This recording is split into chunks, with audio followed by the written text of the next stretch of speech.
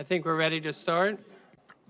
Ya estamos preparados para dar inicio. Por favor, tomen asiento para dar inicio.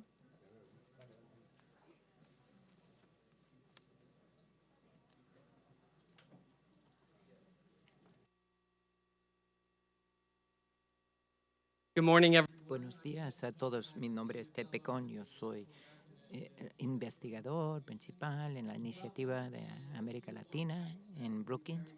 Bienvenidos a lo que yo preveo como un día muy interesante de conversaciones, informaciones, análisis, debates sobre Cuba. Hoy el tema es repensar Cuba, nuevas oportunidades para el desarrollo. Y me pregunto si va seguido de un signo de exclamación o un signo de interrogatorio, porque hay mucho entusiasmo, pero también hay mucha duda respecto del futuro. Tenemos una destacada lista de expertos y el 17 de diciembre se hizo el anuncio histórico del presidente Obama y Raúl Castro. Desde el 17 de diciembre ha habido inaudito progreso en restablecer relaciones con Cuba y el fin a las hostilidades de la Guerra Fría y desarrollo de confianza, nuevas regulaciones en un solo mes, en enero y un poco después, para promover más viajes, intercambio, remesas y comercio. Hemos visto rondas de conversaciones completas. La eliminación de Cuba se ha dado de baja Cuba de la lista de terroristas y esto ha adelantado el restablecimiento de relaciones diplomáticas. Hemos visto un encuentro histórico entre Raúl Castro y Barack Obama en Panamá en la Cumbre de las Américas y la primera participación de Cuba en abril en la cumbre. También se han visto reacciones en el Congreso, una ráfaga de legislación presentada ahí que quitaría la prohibición de viaje, las restricciones al comercio y dar punto final al bloqueo. Y por otro lado, invertir la tendencia de liberalización y dirimir los reclamos de propiedad y restringir la apertura de una nueva embajada en Habana. Creo que el ritmo del cambio es más lento, diría, pero en los últimos años hemos visto cambios muy importantes hacia abrirse más la economía, permitir que los cubanos abran pequeños negocios, comprar y vender propiedades y viajar desde la isla. Y todos los expertos de Cuba han podido llegar, me alegro, han podido llegar a Washington sin incidentes. Es un gran logro. Hace un año no se podía haber hecho, no creo.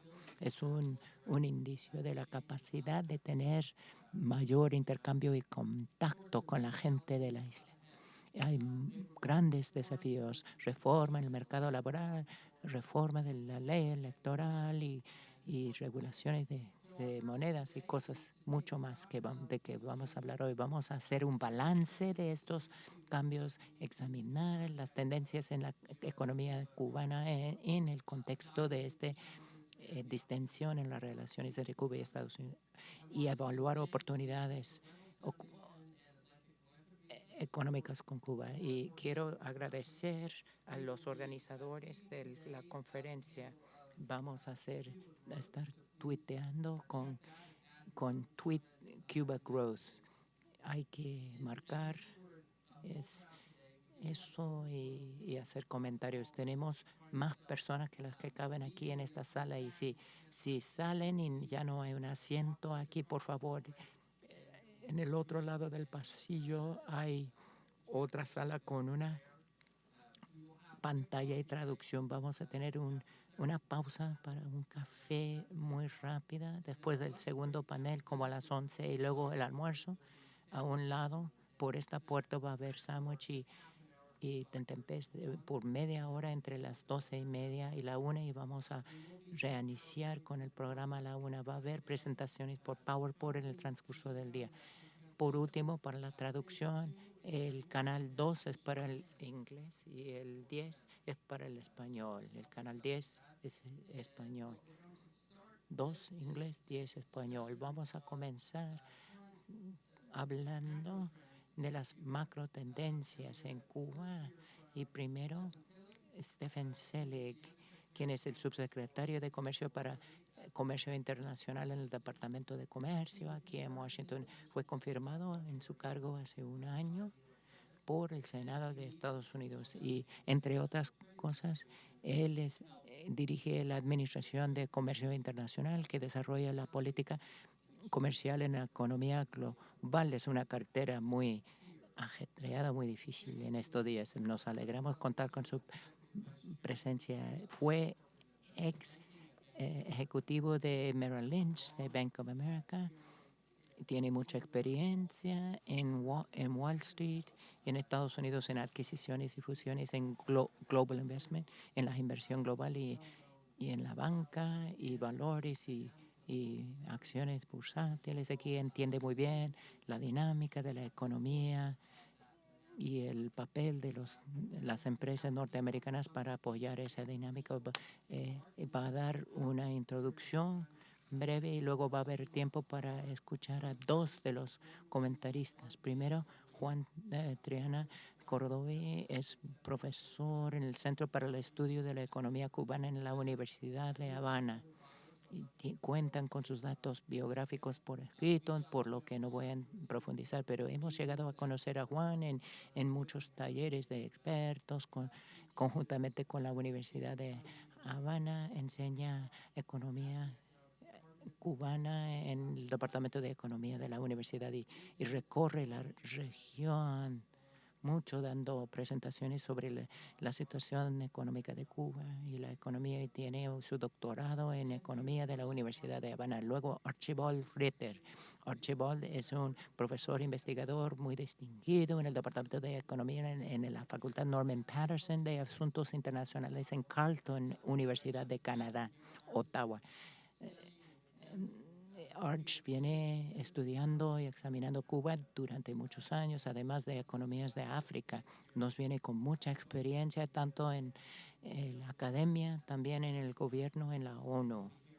Y también los dos van a hablar de las macro tendencias existentes en Cuba, después de lo cual va a haber preguntas y respuestas del público. Con eso terminamos la introducción y vamos a pedir que Stephen pase adelante aquí en el panel. Gracias.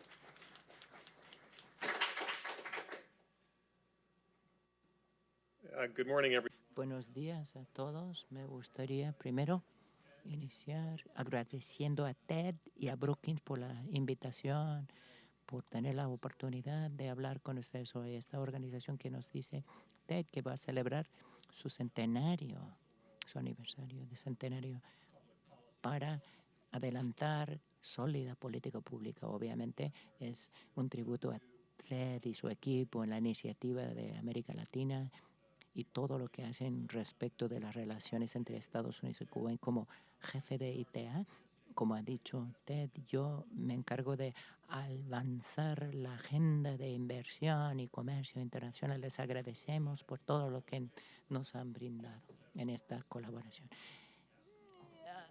Esta segunda vez que hablo de Cuba, pero la primera vez que hice comentarios sobre Cuba fue en Nueva York en abril, en la cumbre de oportunidades con Cuba, patrocinada por la Wharton School. En esos comentarios dije que una forma esencial de entender el proceso de normalizar las relaciones es verlo como un periplo, un camino, y hay un destino. Este camino significa que estamos aceptando las políticas del libre empresa y el empoderamiento individual, y que para dar el más alto rendimiento del capital humano que posee Cuba. Como punto final el destino sería una Cuba democrática, estable y próspera. Desde que yo hice estos comentarios se me ocurrió que hay otra forma de entender este proceso, es verlo en el contexto del tiempo. Es más, al examinar el proceso de examinar relaciones bilaterales, hay tres narrativas separadas. La primera narrativa es la más sencilla. Eso es separar las medidas de política que se han implementado en el pasado reciente de las que no se han implementado, pero tal vez se implementen en el futuro. Es muy importante en vista de las regulaciones publicadas por los departamentos del Tesoro y Comercio desde el anuncio del presidente este diciembre pasado. En Nueva York, dije, las regulaciones de Tesoro y Comercio han autorizado el viaje, han aumentado las remesas y sin límites, en algunos casos, autorizaron a cuentas corresponsales a las instituciones financieras para operaciones financieras, autorizó ciertas operaciones de ciudadanos cubanos fuera de Cuba y otras actividades, entre otras cosas relacionadas con telecomunicaciones, servicios financieros, comercio en bienes y servicios con el sector privado de Cuba y los embarques de mercancías. Después del periodo de 45 días de notificación, el secretario de Estado tomó la decisión, incluso la revocatoria de la condición de Estado que apoya el terrorismo. Se han dado de baja de esa lista de esos estados. No se ha levantado el bloqueo, todavía está codificado en la legislación norteamericana y ninguna medida representa un cambio en el status quo respecto de los derechos humanos en Cuba. La segunda narrativa es separar lo reciente y las relaciones diplomáticas del tiempo necesario para que lleguemos a plenas relaciones diplomáticas en vez de solo el acercamiento. Cuando hice mis comentarios en New York, Airbnb anunció que 2,000 hogares cubanos se iban a agregar a sus listas y en solo los últimos 2 meses JetBlue anunció que iban a tener un vuelo semanal entre Nueva York y Cuba, las licencias específicas para el transporte de viajes marítimos y mi gobernador Cuomo realizó la primera delegación o visita comercial y en la cumbre de las Américas, el encuentro entre Obama y Castro, y se ha quitado de la lista de estados patrocinadores de terroristas y también la reapertura de embajadas, y no se puede negar el ritmo de esta evolución y no se puede negar el entusiasmo y la emoción de las varias partes interesadas ante estos acontecimientos. Pero hay que ser claro, en el poco tiempo que han tenido lugar estos hechos, no deben confundirse con el largo periodo de tiempo necesario para normalizar las relaciones, tanto el camino para reformar su economía y para las relaciones bilaterales va a ser deliberativa y muy larga.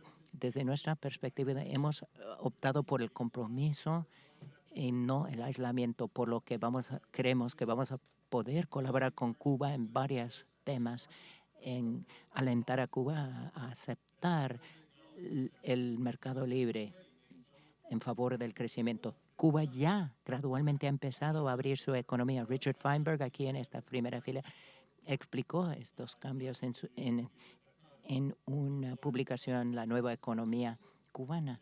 Liberalizaron las reglas para los pequeños negocios, mercados privados para productos extranjeros, la venta de hogares, de viviendas y automóviles. Y en un estudio del 2013, el número de cuentapropistas en Cuba se ha duplicado desde el 2009. Este proceso va a ser claramente muy largo y eso se debe a que la economía cubana tiene unas desafíos estructurales muy profundas. Una población que es la mitad de la población de Shanghai y crecimiento negativo.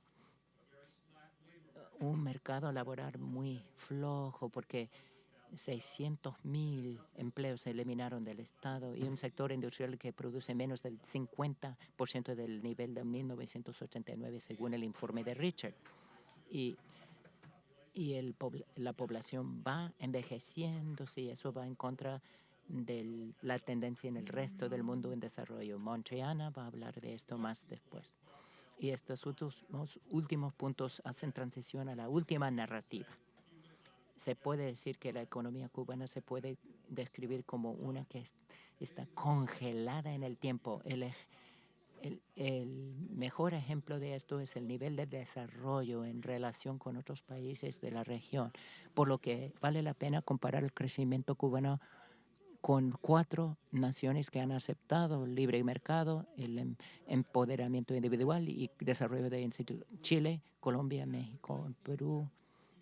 Desde el 1970 tuvo un PIB comparable con estos países. El PIB nominal era de entre 3.000 millones de dólares. Cuba, 5.7 mil millones, y Chile, más alto, un poco menos de 9.000 millones del PIB, en el PIB. 40 años después, Chile, Colombia, México figuran entre las primeras 40 economías en cuanto al PIB nominal. El que más cerca está es Perú, en 1977.2 mil millones de dólares.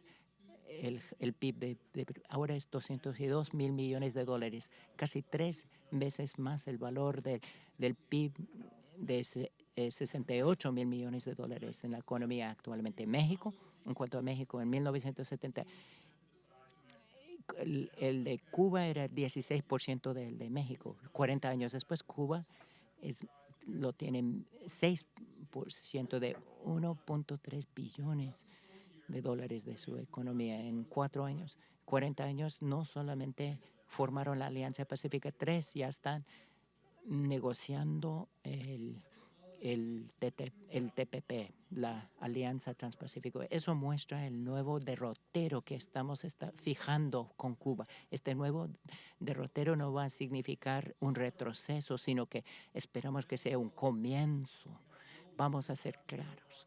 No nos hacemos ilusiones respecto de las barreras. Va a tardar tiempo, pero fijar este derrotero para el gobierno de Estados Unidos significa iniciar una nueva era para intercambio, para ampliar las libertades políticas, para profundizar la conexión entre el pueblo, los dos pueblos, y avanzar los intereses de Estados Unidos. Fijar este derrotero para el gobierno de Cuba significa iniciar un periodo después de haber estado congelado en el tiempo muchas décadas.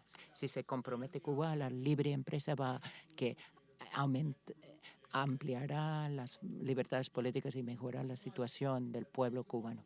Finalmente, al fijar este nuevo derrotero, el pueblo cubano van a iniciar un nuevo proceso en unos años. Ya no será una excepción, no serán diferentes de sus pares regionales y van a estar al mismo nivel. Estará junto a la par de Chile, el primer país de Sudamérica en el OCDE, y Cuba podrá estar al nivel de Perú, una nación que va a ser sede del Fondo Monetario Internacional, sus primeros encuentros en 50 años, y junto a la par de México. México, que pasó de un colapso económico a un miembro del G20 en menos de una generación, no solo va a estar al nivel de estas naciones. Con esto, las naciones del mundo van a aspirar a estar junto a Cuba. Vale la pena señalar que el poema leído durante la inauguración del 2013 del presidente se llama Uno Hoy. Y un poeta cubano-americano, Richard Blanco, lo escribió. Me dice: un sol nació sobre hoy. Y eso capta la aspiración que tenemos para tener relaciones exitosas y normalizadas con Cuba. Esas aspiraciones que Cuba y el pueblo cubano experimenten lo mismo hoy con Estados Unidos y sus propios socios de las Américas y con el mundo en general. Gracias por haber escuchado.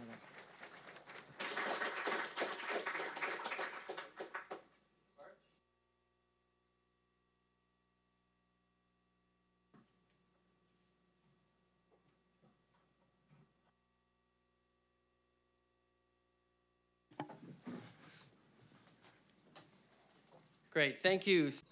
Muchas gracias, Stefan, por esos comentarios. Todos los materiales se van a hacer público, tanto una transcripción en audio y video. Si se pierden algo, se puede consultar ahí. Ahora vamos a escuchar a Juan Triana, y Arch Ritter van a hablar de la situación general de la economía de Cuba y luego vamos a darles la palabra para preguntas y respuestas. Juan.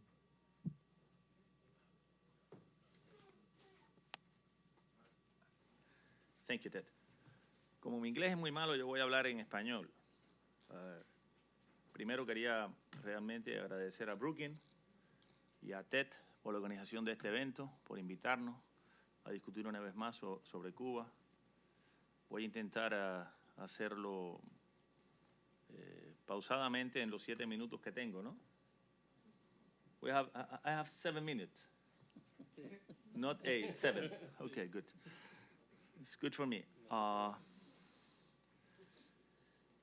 Yo quería comenzar solo recordando que el proceso que está viviendo Cuba hoy es muy anterior al 17 de diciembre.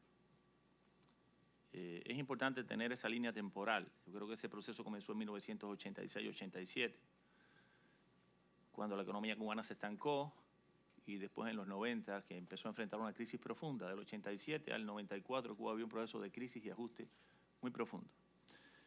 El segundo periodo va desde el año 1994 hasta el año 2007 y pudiera tener 2 subperiodos.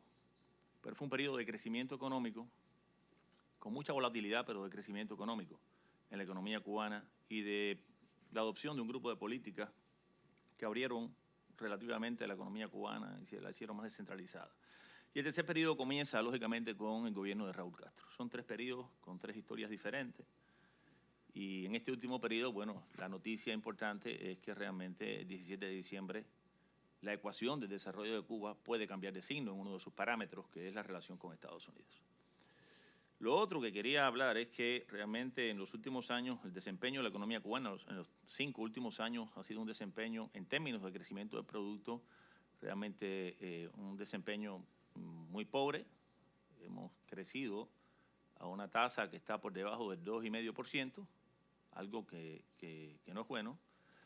Y seguimos confrontando un grupo de problemas importantes en términos de inversiones, en términos de desbalance en el comercio de mercancías, pero con algunas buenas noticias en términos de la cuenta corriente de la economía cubana. En el 2014, realmente los datos de nuestra economía son buenos en balance corriente y en el hecho de que el gobierno anunció tener reservas internacionales por un valor de $10.000 millones. Las proyecciones del 2015, en contraste con ese resultado, son diferentes. Se está proyectando un crecimiento del 4%, un incremento de la inversión del 27% sobre los volúmenes del año anterior, un crecimiento de las importaciones del 13,5%, y además de eso, la toma de nuevos créditos por un monto de $5.000 millones, lo cual podrían ser las palancas que permitan crecer alrededor del 4%. Interesante sería también poder destacar algunas cuestiones muy nuevas. Ayer el periódico Granma publicó un grupo de nuevas medidas que el gobierno acordó tomar en los próximos días a partir de una reunión del Comité Ejecutivo del Consejo de Ministros y que le dan continuidad a la expansión del proceso de transformaciones de la economía nacional y de apertura de la economía nacional. En términos de las nuevas cooperativas, hubo un grupo de acuerdos importantes. Primero, el acuerdo de expandir el sector cooperativo en la economía cubana. No se dijo hacia qué otros sectores, pero se habló de la expansión del sector. Segundo, la extensión de la posibilidad de contratar trabajadores que no sean miembros de la cooperativa por más de 3 meses. Hasta hace muy poco la regulación era solo por 3 meses, ahora esa regulación es hasta 12 meses, o sea, hasta 1 año de posibilidad de contratos de nuevos trabajadores. Y tercero, la liberación del pago de impuestos a las nuevas cooperativas, que antes era de 3 meses y ahora va a ser de 6 meses. Esas son realmente nuevas medidas, se anunciaron el fin de semana, que yo pienso que le dan continuidad a este proceso. El segundo grupo de medidas tiene que ver con el...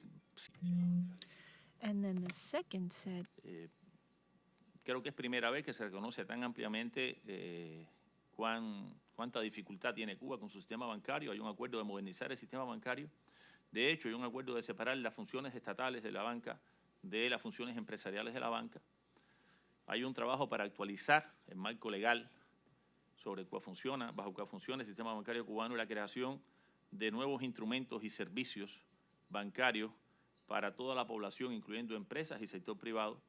Incluso hay una decisión de estimular el crédito, no sé todavía los incentivos que se van a poner, pero hay una decisión de estimular el crédito a todas las agentes económicos del país a partir de, me imagino, dentro de un mes o algo así.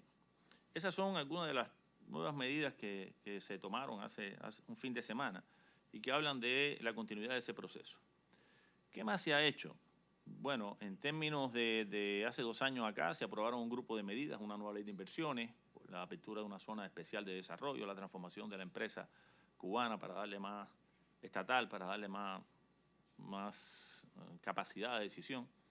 En términos de resultados, en realidad todavía hoy no tenemos noticias de cuántas nuevas inversiones se han aprobado en Cuba en general, no solo en la zona especial de desarrollo. Lo que sí es cierto es que hay propuestas por más de 300 empresas, diferentes negocios, tanto en Mariel como fuera de Mariel. En Mariel hace muy poco se dijo que se habían aprobado las primeras 6 empresas de diferentes países para comenzar a operar. Y lo otro interesante es que realmente a raíz del 17 de diciembre ha habido una explosión del sector turístico cubano.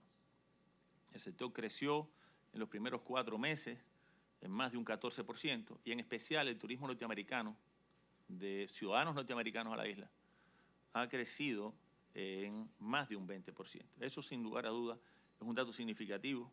Refleja de una u otra manera una nueva percepción. I need the slide.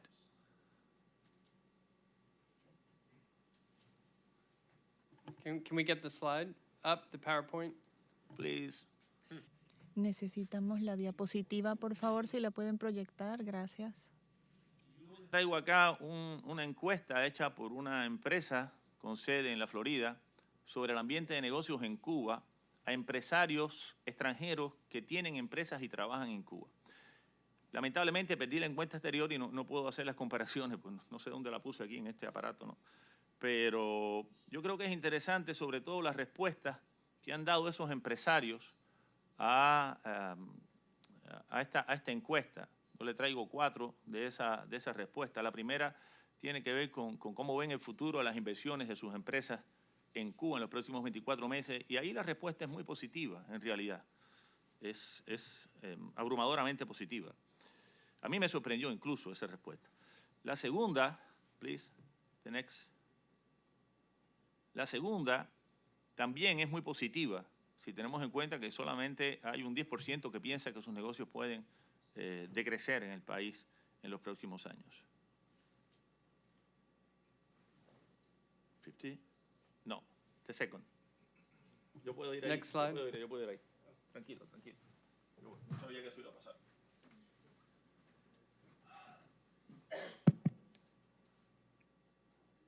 La segunda es también muy positiva, ¿no? It's really quite positive. La tercera, que tiene que ver con la variación de las expectativas en los próximos 3 meses, en muy corto plazo, también resulta mayoritariamente positiva para esos empresarios en este primeros 3 meses del año. Y la última, que es quizás la más sensible de todas, y que es donde Cuba en los últimos años ha tenido serios problemas y las empresas extranjeras han tenido serios problemas también en Cuba, pues también resulta muy positiva en el caso de la situación financiera y cómo ellos perciben la situación financiera en Cuba. Eso definitivamente nos dice que hay un cambio en la percepción sobre el país, sobre la economía, y una parte importante de ese cambio está asociado lógicamente a las noticias del 17 de diciembre. Por último, esa misma compañía tiene un pronóstico de crecimiento de la economía cubana que realmente resulta muy positivo y da crecimientos entre 3,4% para el año 2015 y 5,3% para el año 2017. Yo creo que eso es bueno en realidad. Yo creo que ahí hay realmente una transformación importante de la imagen de Cuba para los empresarios y para el resto del mundo. el último de esos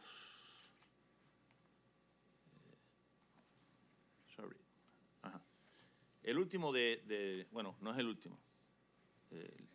El último de los puntos que quiero tratar tiene que ver con el ritmo y el proceso de transformaciones, que siempre ha sido muy discutido. Ok, good. Yo voy a citar una frase de Raúl Castro de ayer, del periódico Gramma, cuando analizaba el proceso de transformaciones y de reformas en Cuba. Lo voy a hacer lo más despacio posible para que los traductores puedan hacerlo lo mejor posible.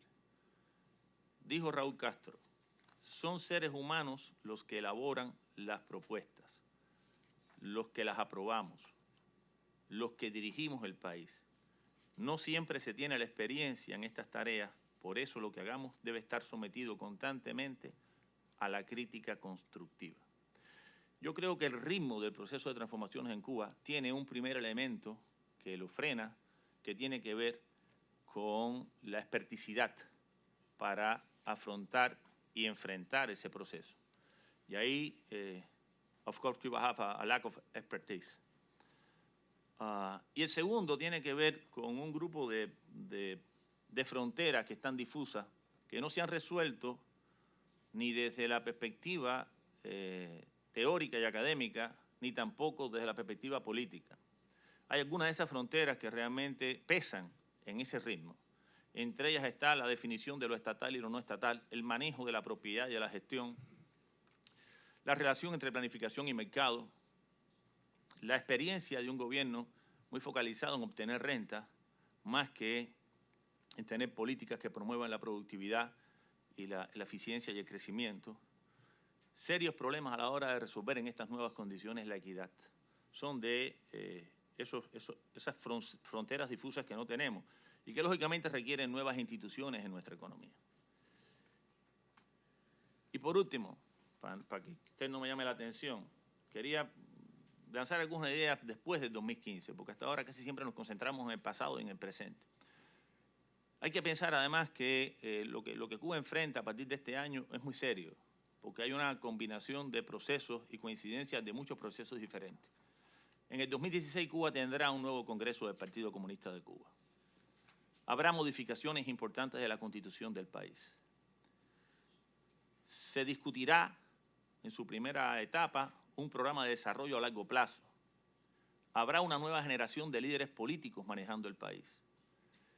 Continuará, todos esperamos eso, este proceso de reconstrucción de las relaciones entre Cuba y Estados Unidos. Continuará también el proceso de mejoramiento de las relaciones entre Cuba y la Unión Europea. Se debe negociar un acuerdo con el Club de París. Habrá una economía más abierta, con más participación del mercado, del sector no estatal, de la inversión extranjera directa. Y nuevos agentes económicos. Habrá que pensar en el rol de la nueva diáspora cubana, no la diáspora anterior al 2013, sino la diáspora que está surgiendo a partir del 2013, que es totalmente diferente en casi todo, incluso en sus planes de vida. Y lógicamente Cuba tendrá que enfrentar una sociedad diferente, con características diferentes. En ese proceso y aspiración de llegar a ser un país próspero, donde podamos en algún momento quizás acercarnos a países como Colombia, como México, como Chile, pero donde además no perdamos lo que realmente la revolución ha ganado para nuestro país. Y es que esos países nunca han podido alcanzar a Cuba en temas tan importantes para el desarrollo, no para el crecimiento, pero sí para el desarrollo, como es el bienestar de la mayoría de su población. Cuba puede exhibir indicadores en ese sentido que no los tiene otro país. Y es cierto que no tuvimos una reunión del Fondo Monetario Internacional, qué bueno, pero sin embargo tuvimos una participación fundamental en la lucha contra el ébola en África, algo que no pudo hacer ninguno de esos 4 países. Muchas gracias.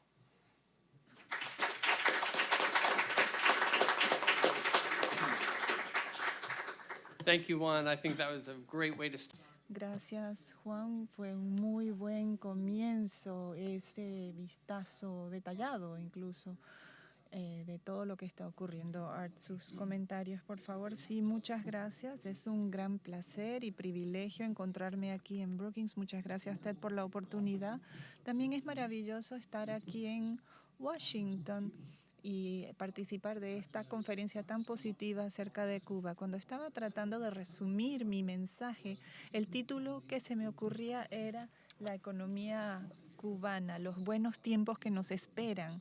Y muchos de nosotros que nos hemos concentrado en la economía cubana durante varios años nos hemos concentrado en los problemas, pero mirando hacia adelante el panorama es mucho más positivo. Ahora quisiera hablarles un poco acerca de las perspectivas macroeconómicas, concentrándonos en el mediano y largo plazo, y luego quería hacer un par de comentarios sobre las estructuras institucionales posibles para la economía cubana a largo plazo. Primero, a corto plazo. Defino el corto plazo como el tiempo en el que las políticas estadounidenses no van a cambiar mucho y las reformas en Cuba puedan avanzar un poco, pero no mucho. Y entonces es un cambio gradual. Como dijo Juan y nos mostró en su diapositiva, los beneficios de ellos se pronostican para los próximos años. Los efectos del turismo estadounidense en Cuba, las remesas, etcétera, todo esto va a ser positivo, modestamente positivo al principio, pero va a ir aumentando hasta convertirse en una especie de marejada en el futuro.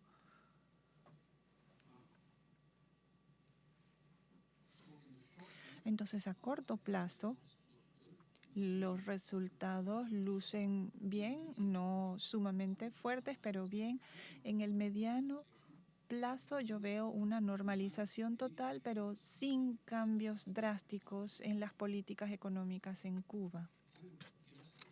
Y yo diría que eso podría comenzar ya para los últimos años de la presidencia de Raúl o quizás incluso posterior a su presidencia. Con la plena normalización vamos a ver mucha inversión en Cuba de la colonia cubanoamericana de Estados Unidos y de otros países, personas que quieren invertir en Cuba para lograr acceso al mercado estadounidense. Entonces vamos a ver aumentos en la inversión extranjera, grandes aumentos en las exportaciones, transferencias tecnológicas y grandes sinergias entre la comunidad cubano-estadounidense en Estados Unidos, especialmente en Miami y Cuba.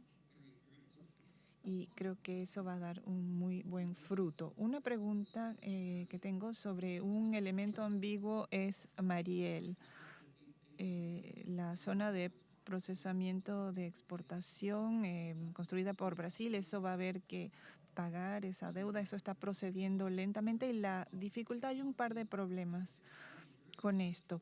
Puede lograr un alto nivel de éxito porque China y otros países pueden invertir ahí en el futuro para lograr acceso al mercado estadounidense sin pagar impuestos durante 10 años y luego solo el 10% y el 12% después de eso, y pues van a obtener otros beneficios también, pero el problema que representa esto para Estados Unidos es que este acceso especial a su mercado significa un subsidio implícito alto. Eso puede representar un problema para Estados Unidos. Y más a largo plazo, diría que va a haber normalización, más reformas importantes, por ejemplo, monitorear la tasa de cambio, liberalización para las pequeñas y medianas empresas y otras. Mi pronóstico sería que para ese momento ya habrá una expansión enorme, una gran mejora en la economía cubana. Y voy a tomar algo prestado de Alexander Gershenko, quizás algunos de los mayores acá se acordarán. Él escribió algo que tenía que ver con las ventajas de llegar tarde.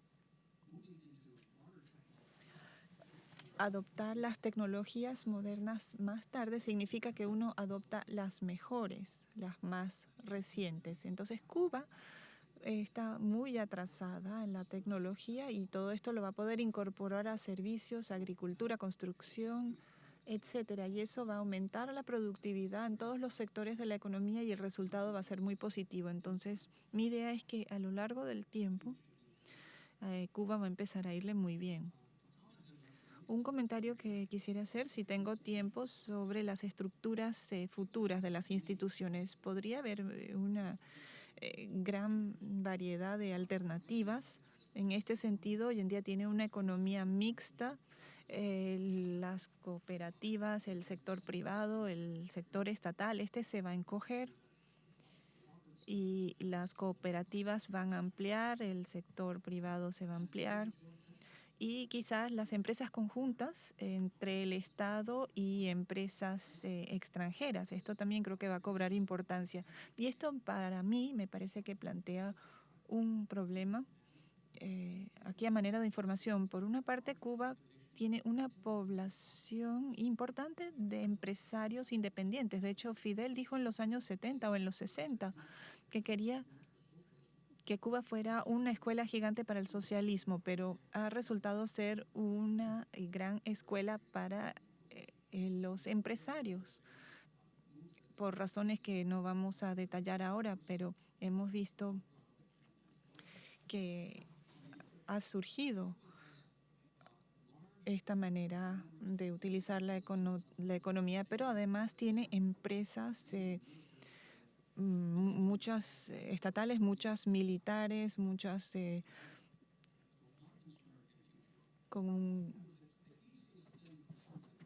o sea, gestionadas, digamos, por grupos oligárquicos. Entonces sería una posibilidad vender estos conglomerados a compradores internacionales muy grandes, Walmart, Hilton, McDonald's. Eso sería lo más fácil, eso les daría ingresos, les ayudaría a mejorar la tecnología muy rápidamente. El costo a largo plazo sería una expatriación de estos recursos. Había ciertas repercusiones también en cuanto a quiénes son los propietarios y habría una pérdida también del carácter cubano. Entonces la decisión es si permitir una transformación de este tipo de la economía cubana o cooperativizarla, esa sería otra opción, o buscar ayudar, apoyar a las pequeñas empresas cubanas. Y para evitar que todo se convierta en algo como Walmart, se necesitaría una política de inversiones extranjeras muy fuertes y eso puede ser algo difícil.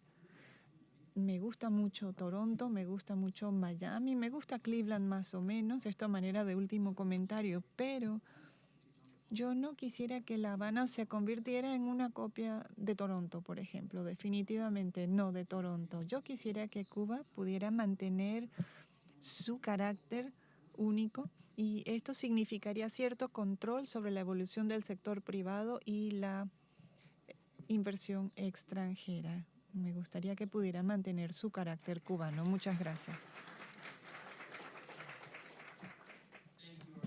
Gracias, Arch. Creo que nos has dado excelentes perspectivas. Tenemos unos 20 minutos ahora para sostener un diálogo.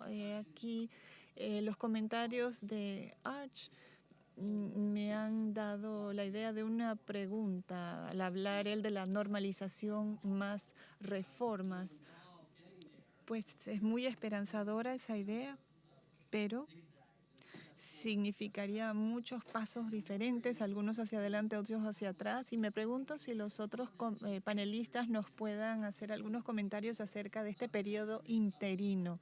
Y me refiero en particular a la dinámica del bloqueo comercial. Todavía existe un bloqueo comercial que va a exigir de acciones por parte del Congreso para eliminarlo y en Estados Unidos lo que se busca es un debate con toda la información posible sobre la mesa, sobre los pros y los contras de este embargo, de este bloqueo. ¿Y cómo creen ustedes que este debate va a afectar el ritmo del cambio en Cuba? ¿Creen que es más probable que el gobierno cubano prefiera esperar y no realizar reformas hasta que haya visto que Estados Unidos está dispuesto a eliminar el bloqueo, o va a preferir proceder con las reformas sin importar el cambio que se dé respecto del bloqueo, porque puede ver en el horizonte el día que se le abra el mercado estadounidense para gran ventaja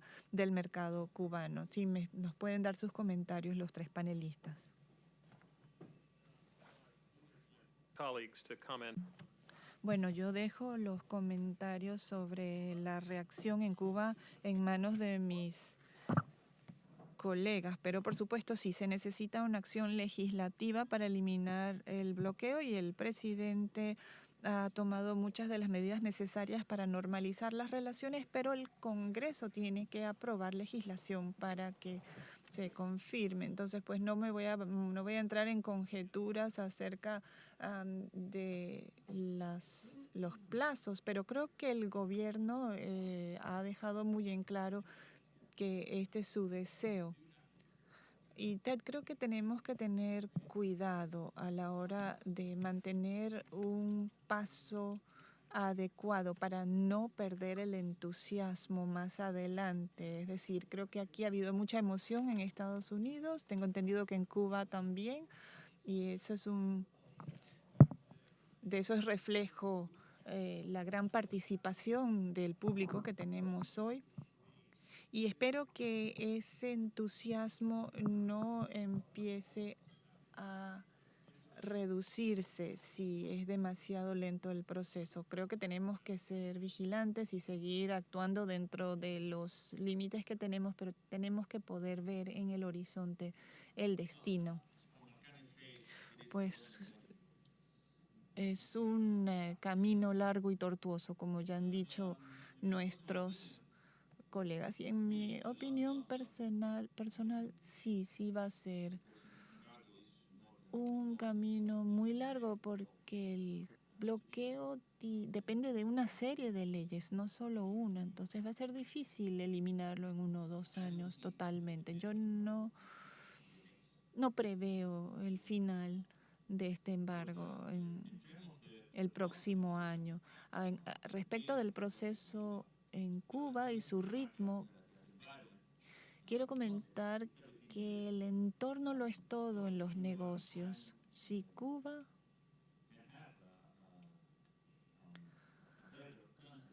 logra ofrecer un mejor clima para los negocios, entonces eso sería positivo y quizás el ritmo de la transformación podría ser diferente.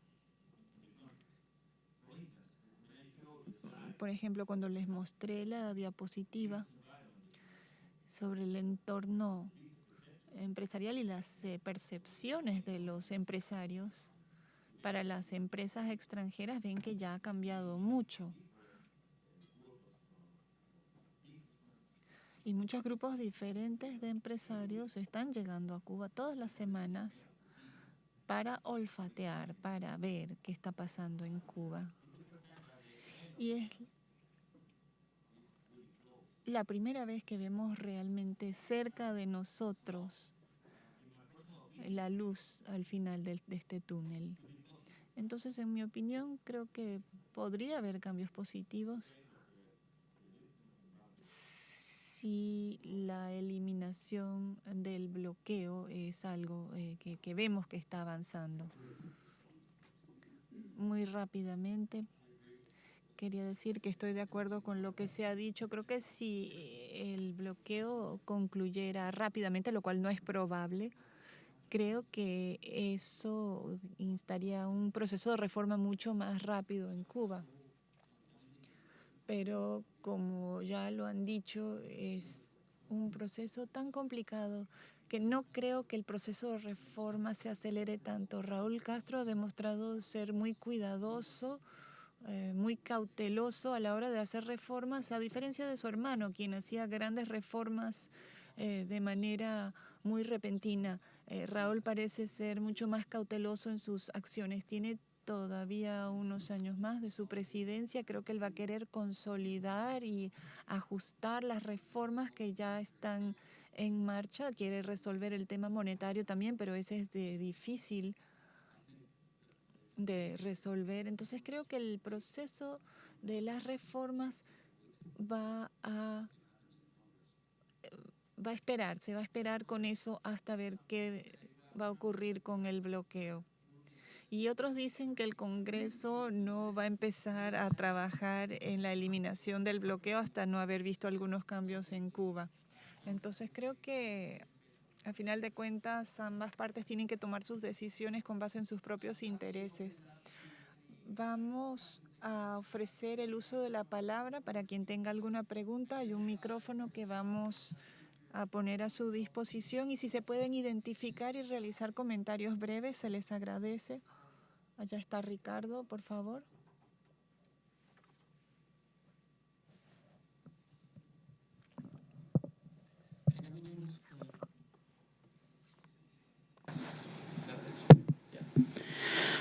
Ricardo Torres, profesor at the Center for the Study of the Cuban Economy, University of Vienna.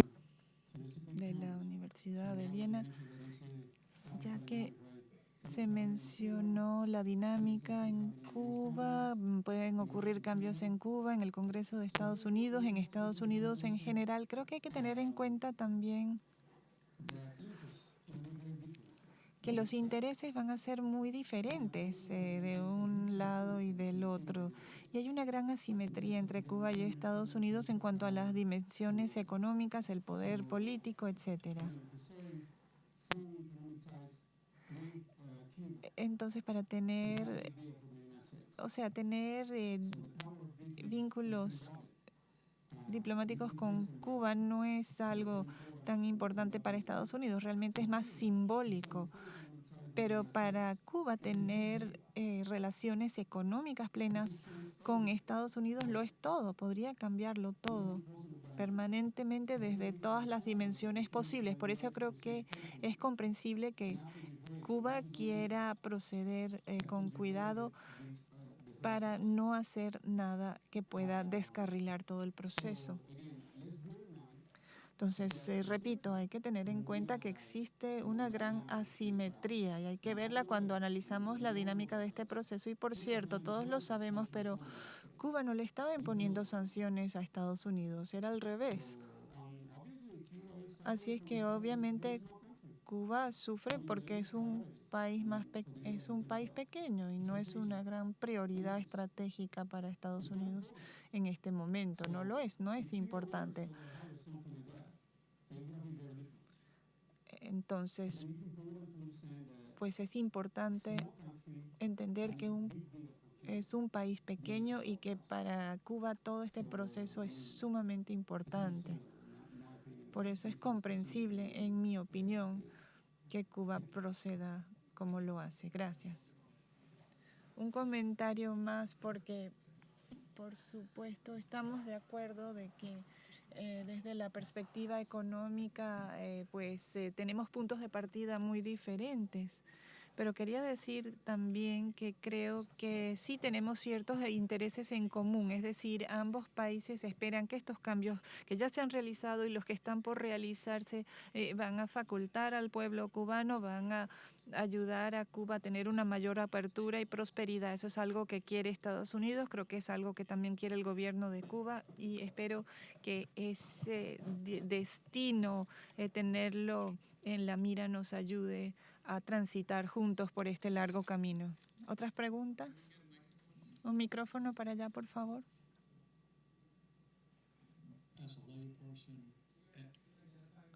Si se puede identificar, por favor, soy James Gómez de Nueva York.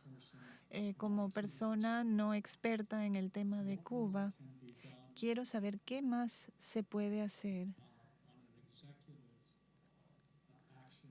a nivel de acciones ejecutivas por parte del presidente sin acciones del Congreso para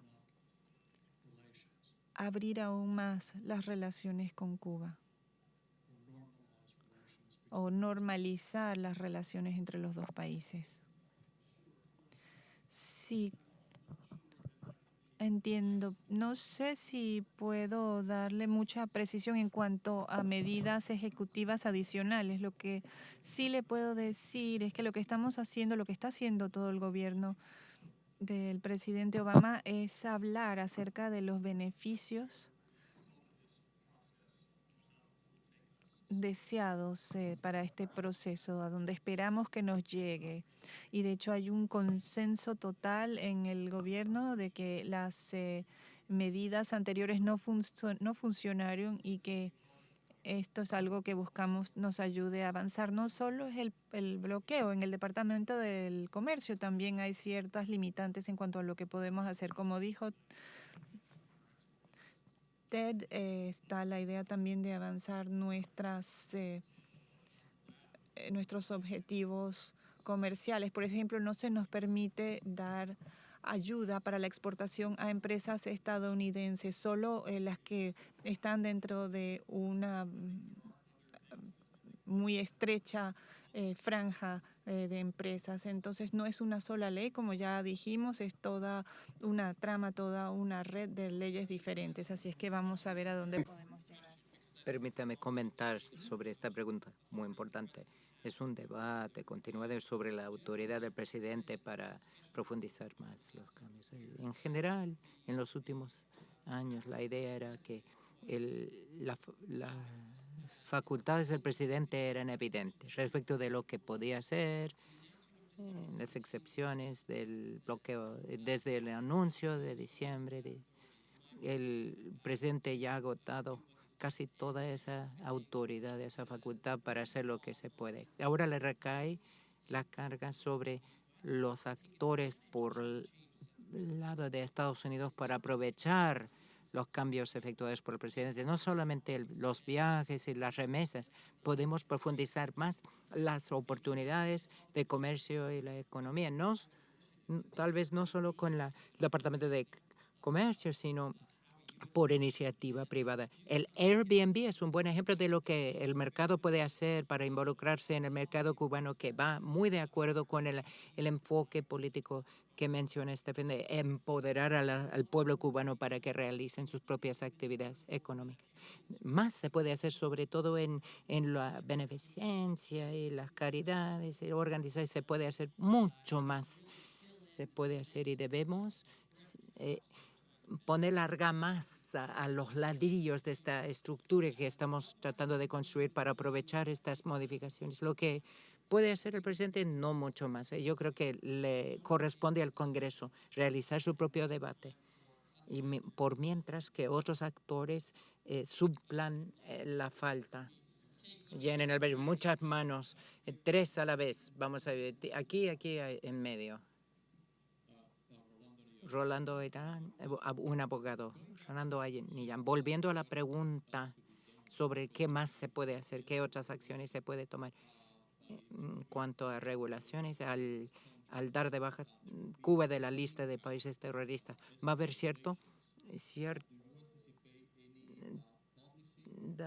cambios en las regulaciones sobre exportaciones. Se van a publicar cambios en ese sentido pronto, se prevé. Y el impacto en las exportaciones, en el componente de Estados Unidos para exportaciones de terceros países. Creo que va a haber un cambio en el porcentaje respecto de ciertos productos. Y ahora aquí, gracias. Hola, Arlinda Delgado con Oxfam. Me pregunto, ¿cuánta información tiene respecto de lo que desea el pueblo cubano y lo que el gobierno cubano en cuanto al desarrollo y la walmartización que se mencionó anteriormente? ¿Desean caminar muy rápido o despacio para proteger el bien, lo bueno y lo especial, lo extraordinario? ¿Cuál es la tendencia? Y el de en medio, José Abilondo y Nash. Magníficas ponencias.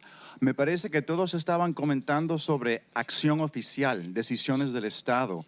Pero ¿hasta qué punto estos procesos están desencadenando energías dinámicas, o sea, cosas como la mano invisible, que tendrán vida propia y que se pueden ir de la mano y que surten efectos imprevisibles? Gracias. Juan, ¿quieres responder? Voy a comenzar con la última pregunta porque yo creo que es una pregunta muy interesante, me parece. Desde mi punto de vista personal, lo que está pasando en Cuba hoy es realmente que se han desencadenado procesos que de alguna u otra manera también escapan a estos caminos oficiales. Si uno ve, por ejemplo, lo que está ocurriendo en el sector privado en Cuba hoy, it is amazing. Today Cuba has more than... Hoy Cuba tiene más de 2 1.800, 208.000 restaurantes nuevos. Eso significa que hay demanda para otros negocios. Es igual. Si, por ejemplo, en el caso del turismo, hoy el sector privado tiene más de 18.000 recámaras que se alquilan, o sea, habitaciones. Es el segundo negocio, el turismo en Cuba. Eso implica demanda para otros. En estos momentos realmente en Cuba. O sea, la misma relación que hay entre Cuba y los cubanos que viven en Cuba y los cubanos que están viviendo fuera de Cuba ha cambiado sustancialmente. And it's the same. When I said the new... Es lo mismo cuando dije la nueva diáspora cubana, cuando dije, me refiero a la gente que ahora sale de Cuba bajo la nueva ley de extranjería. Es muy distinta, totalmente diferente, incluso en el caso de los jóvenes, que cuando salían de Cuba, cuando se iban para buscar trabajo, o para buscar un cambio de carrera o para estudiar en otras universidades, es totalmente distinto. Todo ha cambiado mucho. Es muy importante. realidad, ¿qué es lo que quiere el pueblo de Cuba? ¿Cuál es la velocidad que acepta? ¿Cuál es la velocidad que acepta el gobierno? La del gobierno está muy clara. El gobierno lo va a hacer todo con muchísimo cuidado y con toda la pausa que requiera. Because I think Porque yo creo que el proceso es muy profundo en el caso de Cuba. No solo cambia la economía, pero la actitud también. En el caso del pueblo, los primeros datos muestran que cuando lanzó Cuba, y ese documento original fue cambiado en más de un 60%. Y ahí fue el primer límite. Yo diría, that was the first. ese fue el primer límite de la reforma en Cuba. Incluso la gente era más conservadora que no sé cómo. Yo creo que es diferente porque hay un proceso como de bola de nieve en la economía y la sociedad cubana, que es muy típico de cualquier proceso de transformación y reforma. En la medida en que tú comienzas a hacer reformas, esas reformas requieren nuevas reformas y, lógicamente, crecen las expectativas y las aspiraciones de la gente. De todas maneras, yo quisiera significar algo. Cuba no es La Habana. A veces miramos a Cuba como si Cuba fuera La Habana. Y La Habana es muy importante. Yo soy habanero, además. Además, soy del equipo de industriales en el béisbol, que quede claro. No quiero confusiones con eso, ¿no? Pero cuando usted sale de La Habana, es diferente. Y las personas tienen que tener tiempo para acomodarse a esas nuevas situaciones. Nadie se acuesta siendo funcionario del Estado y se levanta siendo un emprendedor exitoso. Por lo tanto, hay un periodo de tiempo que hay que darle a las personas. Y yo creo que aunque el gobierno no lo diga, está dentro de la filosofía que el gobierno está usando para hacer la transformación hoy por hoy.